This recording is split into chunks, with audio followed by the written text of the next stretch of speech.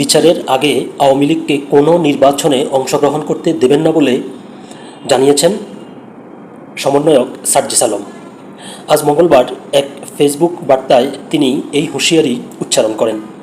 সম্প্রতি ভারতীয় সংবাদ মাধ্যম দ্য হিন্দুকে দেওয়া এক সাক্ষাৎকারে ডক্টর মোহাম্মদ ইউনুস জানিয়েছিলেন যে তিনি যে রাজনৈতিক দলগুলোকে যে তাদের সাথে বিভিন্ন সময়ে বিভিন্ন বিষয় নিয়ে কথা বলছিলেন, তখন বাংলাদেশ জাতীয়তাবাদী দল বিএনপি স্পষ্ট করেই বলেছে যে আওয়ামী লীগ সহ সব রাজনৈতিক দলের অংশগ্রহণেই তারা নির্বাচন চায়।